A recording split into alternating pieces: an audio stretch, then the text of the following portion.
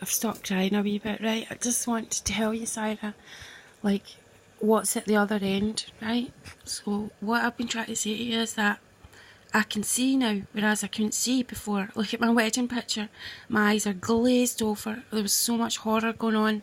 Not horror right up in my face, but like, conniving stuff going on behind my back. Well, because you were announcing it at the wedding table. But I'm just saying, I can see now. And if I had you sitting chatting with me here on my bed, I'd be playing with your hair and saying to you, you never had any love as a little girl. And I feel our dad can in me right now for you, I don't know why. I feel like I'm looking at you through his eyes and he's upset. Because remember when we went to the hospital and Dad was there and you and Harris were in front and I was hiding behind you. And he was talking to you both and you weren't shy, you were chatting back to him, and he used to come to the school and give us sweets and everything, and I remember you were so happy. And we went and bought Mum earrings with the money and she buttered us for it, remember?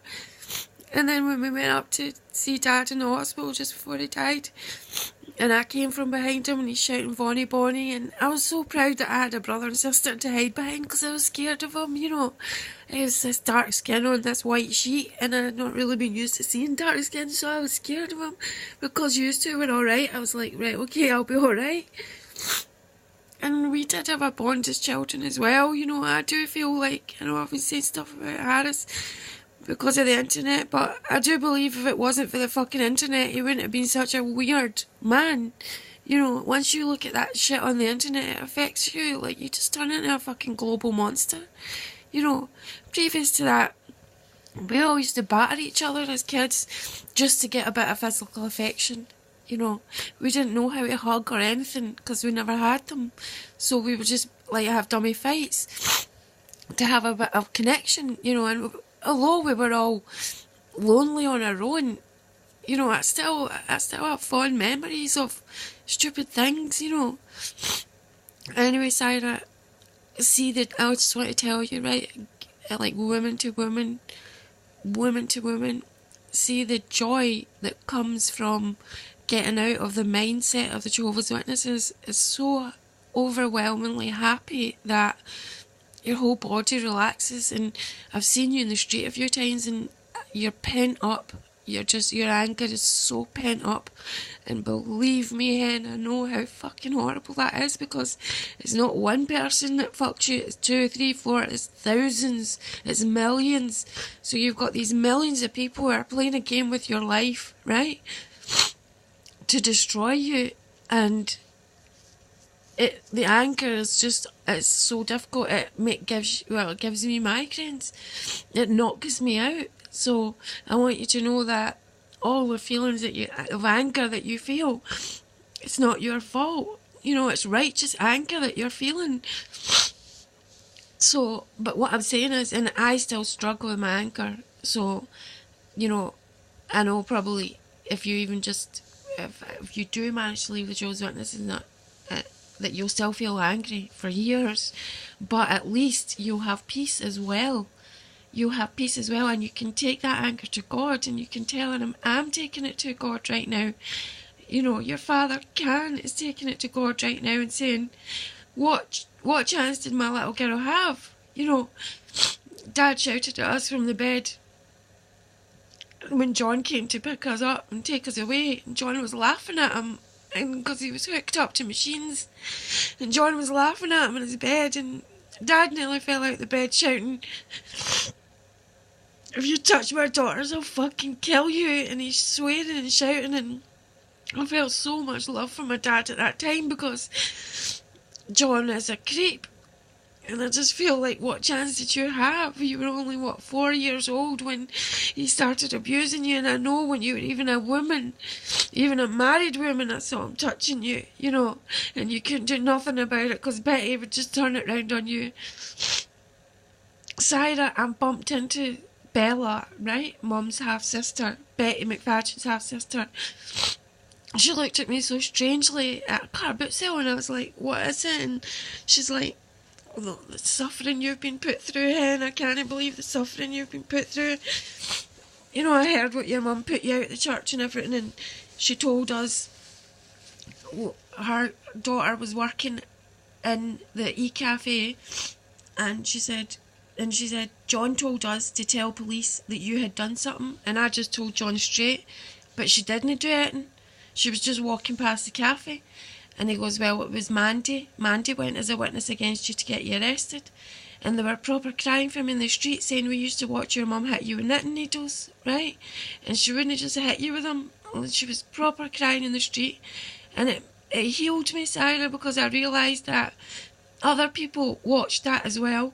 And other people have said to me, you used to come to our house starving after school, and you would say my mum doesn't feed us, and we would have to feed you.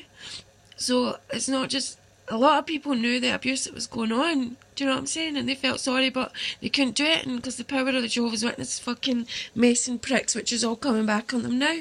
So just get that into your head, Saira. Everything that's been done to you is coming back on those who did it to you. And I hope you just take yourself away. And I know Naomi was the one that loved you, and she was just as fucking lonely. Her story is her business, right? And I know that's why you're dead close, but you might not be good for each other. And I'm just saying, I think you're a bit better than going downhill too much. You know, she's got Gus, she's got people who loved her, so she's got some help. But I'm just saying, I want to be your help like you were mine. And, you know, there's so much I can tell you that will heal you, so much I can tell you. But all I want you to know is that if you feel unhappy, let's say if you were honest with yourself and you felt angry out of 10, unhappy out of 10, I'm telling you, if it's 10 or if it's even above 1, you can feel happy 10 and feel at peace 10, you know. And I want to be able to show you that, because that I believe that that's why God took me out of that cult, to be able to get well and show the other ones who are suffering how to get out of it, because it's complete darkness, Saira. It's a complete mental darkness, and they hold you in this box, and it's just an invisible box. It's an illusion. Because all you have to do is step out of the box. The mind is so fragile. Anyway, if I give too many secrets, they'll probably fucking cut me off. But, Saira, you're my sister, and I'm proud of what you've came through, I swear down. And I know in school when I was getting bullied, you came and helped me and everything. So, I'm here for you now. Leonie will give you my address. She knows where I live. And I'll put my phone number up, or message me or something. I'm going to draw you a picture, and you can paint me one if you want, you know, if that's an easier way to communicate. And there's no shame in having to communicate through drawings or anything like that. It's a much more peaceful way to understand yourself. Do you know what I'm saying? Anyway, I love you, and I hope everything's going well with you. And believe me, Daddy can. He's not our old dad. He is our dad. He is upset for you right now. A lot, Saira. He's proper upset for you, you know. He's a bit angry with Harris because he was hoping his son would stand up and help his sisters, you know. But Harris didn't have a chance either, because Mum Betty beat the fuck out of him when he was a kid. All I could remember was hearing him crying as a kid and thinking, why? What has he done? And it was always because he had a cigarette. Why did he have a cigarette? Because there's no fucking joy anywhere else. There's no joy anywhere else. So of course he was going to be addicted to fags. You know, and I know he was abused as well, so of course he's going to go that fucking way. I'm just saying, Saira, you're much stronger than everyone, even though people call you a freak or whatever, right? You're the strongest lassie, honestly.